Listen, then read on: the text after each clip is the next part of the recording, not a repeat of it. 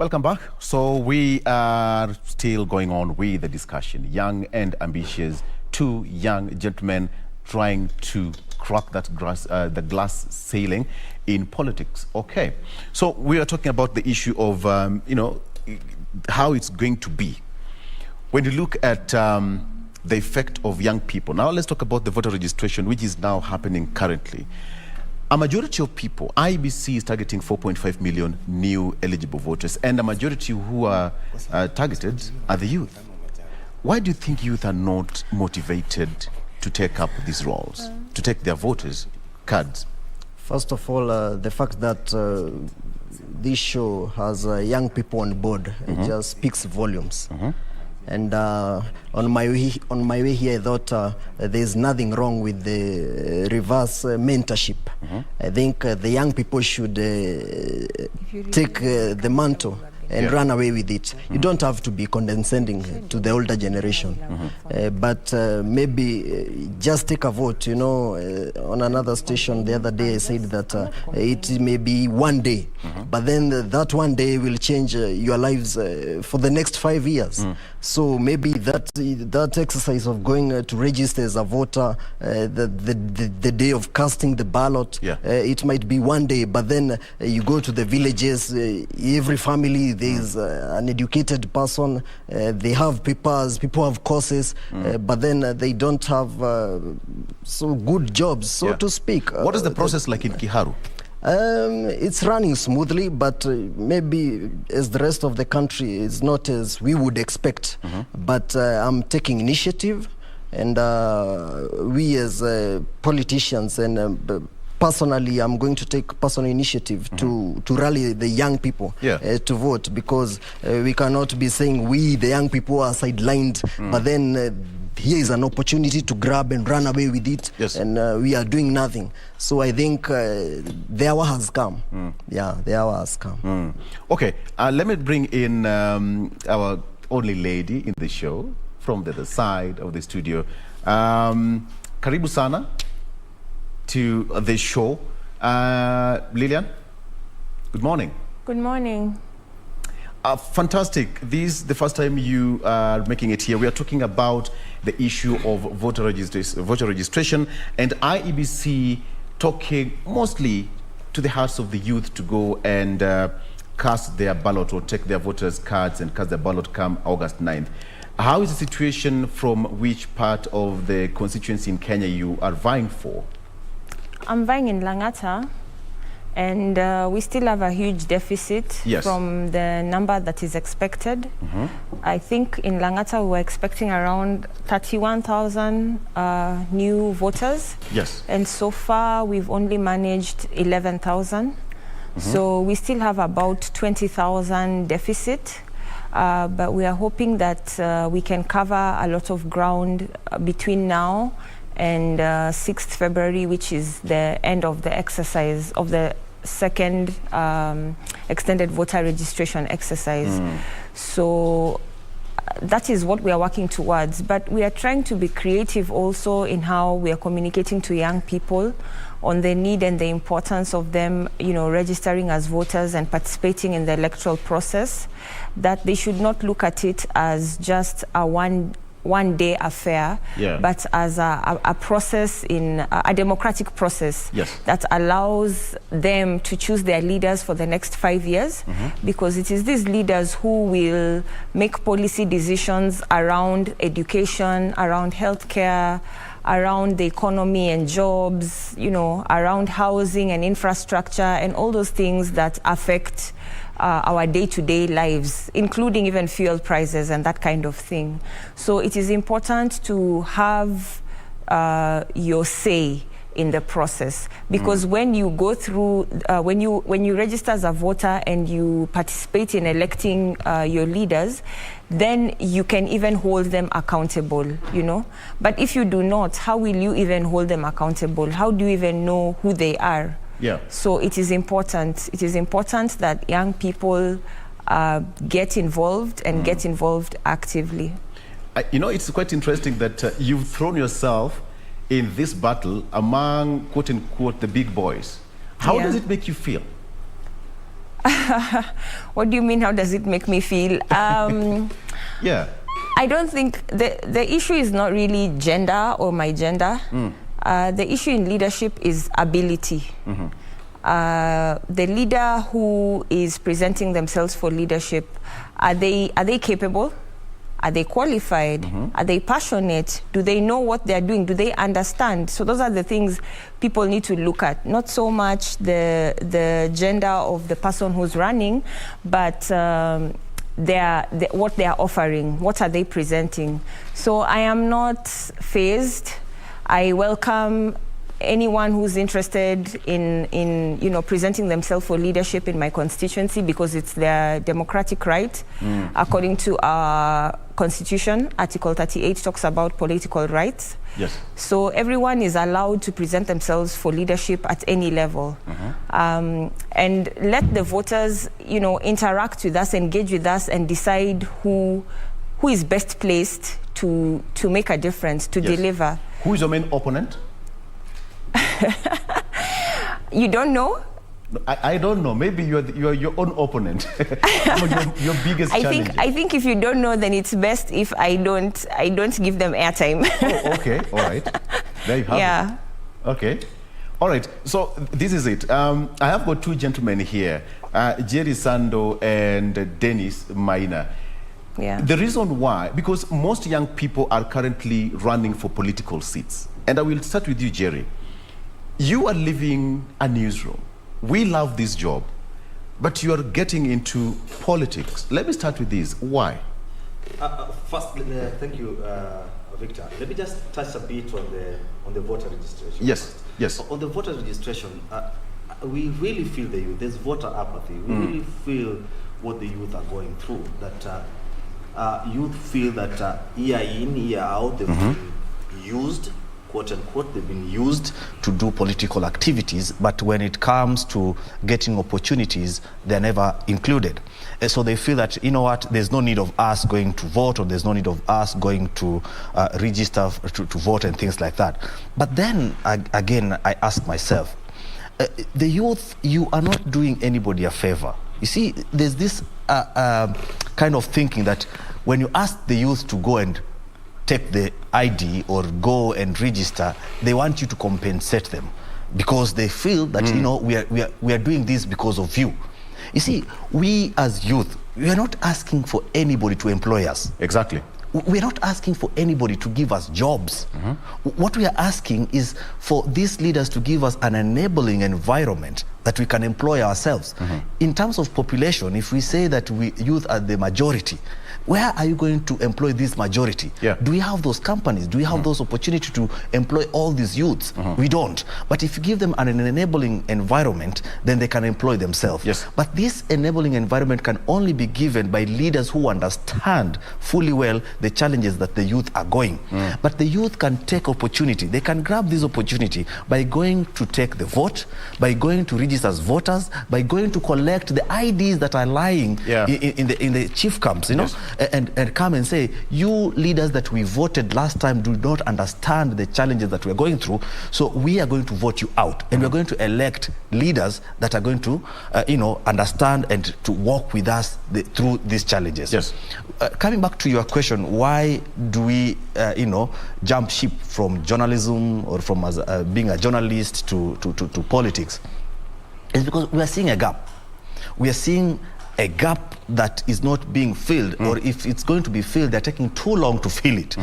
You see, the youth of today, we want things to be done real quick. If I'm going... You touched a raw nerve, Jerry. It's whatever you said is quite synonymous with what's happening right now. We want things done chap chap. Chap chap. Real you want quick. to wake up in the morning and in the evening you have a V8 somewhere parked. You see, I don't see why I should come from my home to take my daughter or to take my wife or to take my family to a hospital and you're being told that there are no drugs. And then last week or 2 weeks ago, you are seeing as a big consignment and it's being splashed that, hey, we got drugs worth this much, millions of drugs. And in a week's time, the drugs are not there. So you feel like, as a youth, what can I do? Let me get in there and try fix this thing. real quick, because that's what we want. Exactly. The world is moving too fast. Today you have, your Oppo, this phone. The next day you find that your phone is obsolete. You want to move to the next one. And you find ourselves in a situation where, for me, for example, in Sidindi ward, we have a leader who does not appreciate how the things are moving so fast, that you ask them that, hey, if we can trust our banks with our money, we are doing mobile banking. Sometimes back we used to go to stage to get taxi. We used to order food, you have to go to that shop and get your chips there or get your food there. But nowadays we're getting everything from where you're sitting. You're ordering your money, it's mobile banking, you're ordering your Uber there, you're doing everything. Why then must we put these young men and women to walk kilometers of distance to go and get an ID?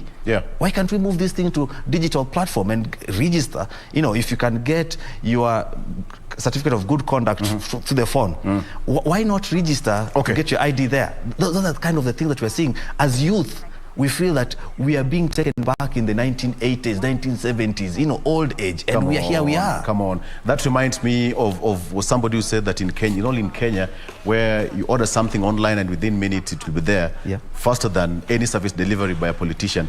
I don't know how true that is. I don't know how true that is.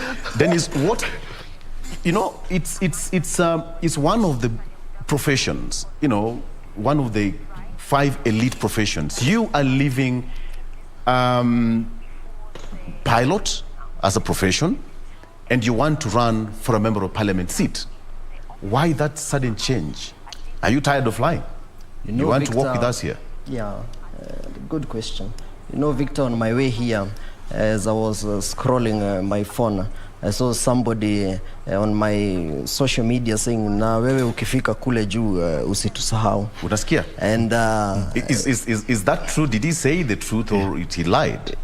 Wanatusahau mara mingi. The young people are passionate, and they are desperate. And politics is about resources. And I think it has come a time when we should give some of our ideas to leadership on how we can distribute resources. And if you open my messages, it is a frenzy. Do you have a job, this and that? I have some businesses that I do here and there. Do you have maybe a soft loan you can lend me? Muhesh, can you fanya hivi and navile? And by the way, before I forget, I'm here courtesy of my social media followers who we went viral on Saturday. We call ourselves Kiharu Fresh because it's about bringing a new way of thinking. It's about, maybe, and by the way, my arch rival is my friend.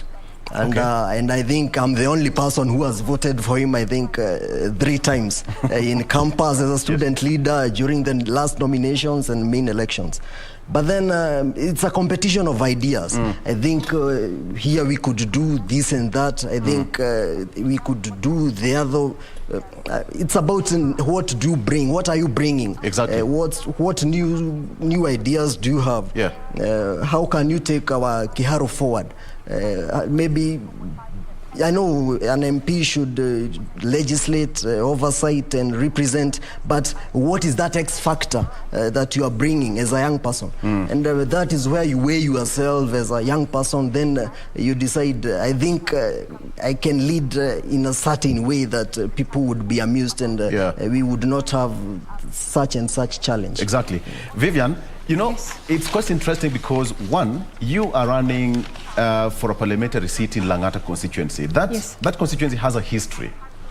And I'm asking you this question because, as a lady, you've decided to go against the tide or go, to where people are perceived to be, as a preserve of a particular people, you understand? And being a lady, there is this aspect of 2/3 gender rule, the gender parity that is still stuck in parliament as we speak. From your own point of view, why are you feeling confident that you are going to run against the big names, quote unquote, and you want to run for that particular seat? Oh, I'm also a big name, by the way. You are also a big name, yes, exactly. Yes. Yes. So it's not, I'm not running against big names. It's big names all in the arena running. Apology. All right. But that's not the point. The point is I'm a resident of Langata constituency. I've also been a voter of Langata constituency in past elections. Yes. So I know the needs. I understand the needs of the constituency. I can see where the gaps are. I can see what is being done and maybe what can be improved. So my decision to get into the race is based on having lived there, having voted there for leaders previously, and seen gaps, just gaps in the leadership and what can be done. So it's not based on my gender. It's not based on me being female. It's based on what I see can be done differently. And as my comrade mentioned earlier, you see a legislator's role, actually they're called legislators because you're supposed to legislate. You're supposed to push agendas and bills in the House of the National Assembly and also represent. But it's at representation that I feel we have a good opportunity to make a difference. Because you cannot represent people you do not engage with. Otherwise, you're representing yourself. To represent somebody, even if I was representing you, it means I have to engage with you to know what are the issues that affect you so that I am able to represent you well. But if I don't engage with you, then I am not representing you. I am representing myself and my own interests. So I think that is the difference that that the young leaders are bringing. The fact that most young leaders, let me not speak for everyone, they are very creative, they're very passionate, they're coming with a lot of energy and ideas, and they are willing to engage with the people so that they can represent them. What do you make of this statement Jerry made here, that the current generation they want to wake up in the morning and by evening they are rich? So how do you demystify that statement, that we want to wake up and the evening all is up and running for us? I think that's in our culture. And maybe possibly also upbringing and just expectation. Remember, nowadays people also learn a lot, from the internet, and there's a lot of pressure to, conform and be like what you're seeing on the internet. But you see, life is not like that. Wanasema vitu kwa ground ni different. When I'm out on the campaign trail, you get a lot of requests from young people. Toya macho, requests for handouts. Why? Because this is the culture that has been propagated. Granted, it will not change now, but it is upon us to try and change this narrative and get people to understand that this is about you. It's about all of us, actually. When you're sending someone forward, the reason they tell you usipote, ukifika huko usipote, is because that is what has been happening. And it goes back to what I said previously. It's about engagement. When you are elected as a representative of the people must see you. They must engage with you, talk to you. You cannot be elected and then you disappear for 3 years or 4 years, and then you come back, just before the election to now convince them again to vote for you. So it's about deliberately creating engagements with the people so that they feel that you are with them. You represent their interests and you hear them and you feel them. There's a bit of compassion and empathy, and I think that's where women leadership has an advantage, because for women we are naturally empathetic and compassionate. For men, I don't know. I think it depends. It's something they need to work on to get. But for women, most women leaders are naturally compassionate and empathetic, and I think that's the edge we have over that I agree with you. Our male counterparts. When you talk of women and leadership, something that we've talked about here again in a different segment of the show, but then now in leadership more so, the political arena in Kenya is mostly dotted by men. Yes, we have got that 2/3 gender rule, which I would like to get your point on. How does it make you feel? Because most of these positions, as we speak, are male-dominated?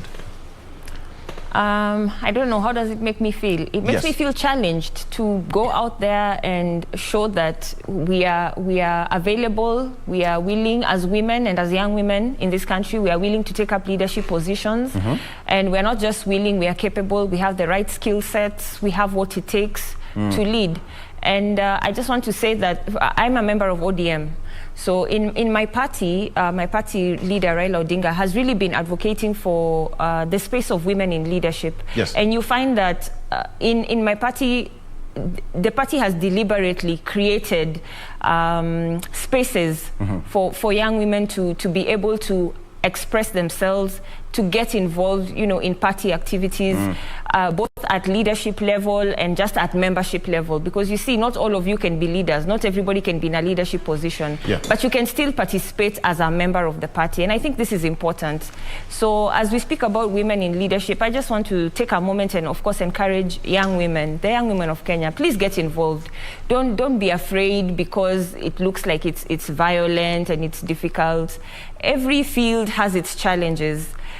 Get involved, get involved in political parties. It doesn't have to be ODM. You can pick any other political party, but get involved in the political process. Yeah. You don't have to be a candidate. You can support a candidate's campaign, or, you know, you can just follow what is happening, get to know who your leaders are, find out what their roles are, so that you are able to question and hold them accountable when you see them going wrong. But really, what I'm trying to stress is young people need to get involved in the political process. Absolutely.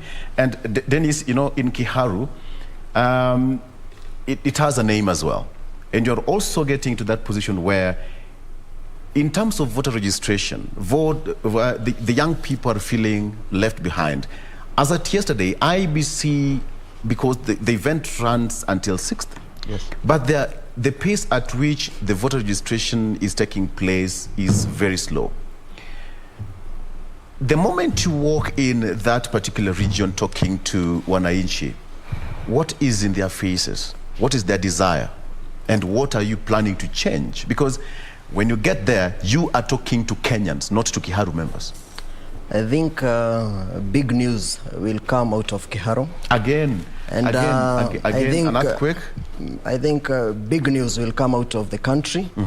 And I think the young people this time round are going to make their voice heard.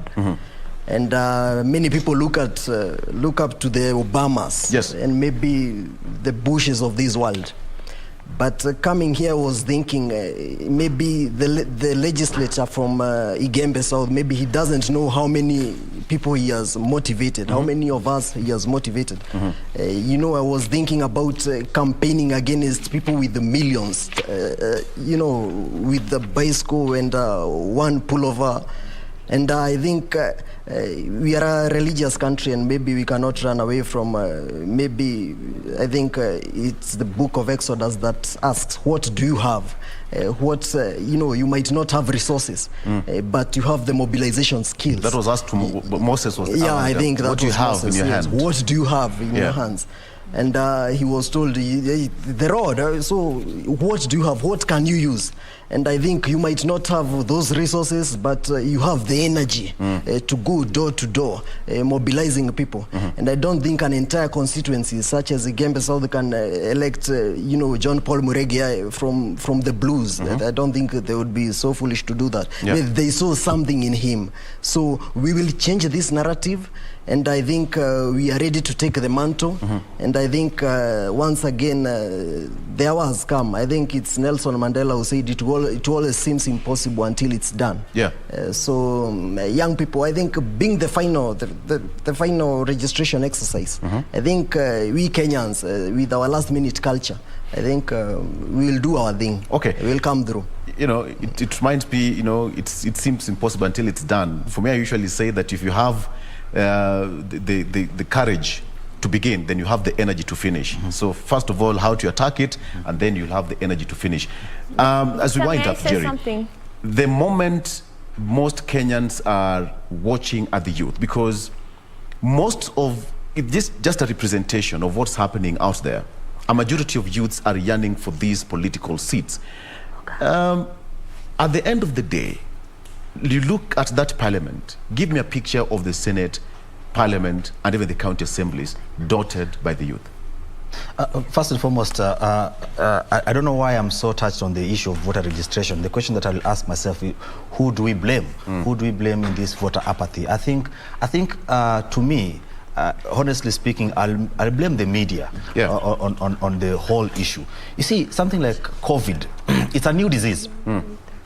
But when COVID came, all media were awash with the COVID messages. You open my 5-year-old daughter, Amor, knows about COVID, knows about washing her, knows about putting on mask and things like that, because every day she'll wake up, she'll see COVID issues and things like that. The government supported those messages. Personally, people supported those messages. Why are we not supporting the voter registration as much as it needs? If it's really important, then we need to push as much as we can. The government needs to come out and push, pay for this. I don't even see those kind of things being advertised. That's one. On the issue of youth in the assembly, there are very few. There are very few, and they're just there, and they feel really that they're there because they're being, it's a favor. Yeah. And most of them, you'll find them, they're there because they are probably nominated as a, youth representative or something like that. And you being nominated as youth representative, you don't even have a voice. You don't even have a vote to vote in there. But then I'll say, or in my backyard, Sidindi ward is a special ward. It's very special and it's very dear to us because Sidindi, we pride ourselves. We have some good leaders that are coming there. We have people like Opio Wandai. We have people like Professor Nyango, Ambassador Deroteng, people like Jerry, people like young men and women like Osiema and things like that. So the thing is, why are we so passionate about Sidindi? We are passionate about Sidindi because Sidindi has a potential. It only needs to be unleashed. It has a potential and it needs to be put on the map on a positive way. We don't want to put Sidindi on the map because of these things like, tank imechomeka, watu wamechomeka and things like that. We want to put Sidindi as a breadbasket of the entire Ugunja constituency because we are in a position to feed Ugunja. If leadership can provide farm input at the correct time, we can. With 40,000 people of Sidindi, you can't tell me that only 4 small health facilities can serve that. We can change that narrative by not building more health facilities, but equipping the few facilities that we have there. And that's why Jerry is going there because I'm seeing a gap that we can fix and we can make Sidindi proud. Enough. Okay. I've just heard my friend quoting a Bible, which is very good, and he has said that we are religious. It's winding up, right? Yeah. So we are saying that in the book of Proverbs 28 verse 12, it said that if you elect good leaders, everybody's happy. Thank you. Let's leave it at that. If you continue, we'll spoil it. I'm giving the last point, Vivienne, as the lady here. As you're talking about youth and leadership, young and ambitious, talk to that young lady out there vying for a particular seat, whichever, MCA, governorship, whichever part of the country. Talk to them in 1 minute. Thanks, Victor. And just before that, I just want to answer something he mentioned. Yes. On youth feeling like they're being used. I want to encourage the young people. In any arena, whether it's agriculture, business, you always find yourself starting from an entry level. Don't be afraid to start at entry level. Entry level could be anything. It could be driver, it could be PA, it could be blogger. Where the opportunity is, when you get in at entry level, don't feel like you're being used. Look at it as an opportunity to gain experience, to build networks, because you can grow from there to be something bigger. So that aside, that said, to the young women of Kenya, women are about half the population of Kenya, and we have a say in how this country is run. So it's about time we participated not just as voters, but as leaders and as campaigners and in every level, because there are enough opportunities for all of us, both the men and women of Kenya. Okay. Obama said that you cannot play and win if you're playing with half the team only. If you have a team of 11 players and you field only 5, you can't win. So let us all get involved. It is possible. It can be done. We have strong women leaders who are out there who've gone before us, and we are seeing them excelling. They we should use them as examples and as inspirations for us who are coming behind them to also get in and win. I'm afraid we are running out of time. Thank you. Vivienne, who is a governance expert and a fashion designer as well. We wish you all the best in Langata constituency. Jerry Sando, who is a journalist by profession but decided to go and, venture into politics as well. Sidindi Ward, as well as Dennis Maina, who decided as well to leave alone flying and come and talk to us down here. We wish all the best as well in Kiharu constituency. Ladies and gentlemen, thank you so much for your time. We are taking a break, and we come back. We have so much more lined up for you after this break. Stay with us.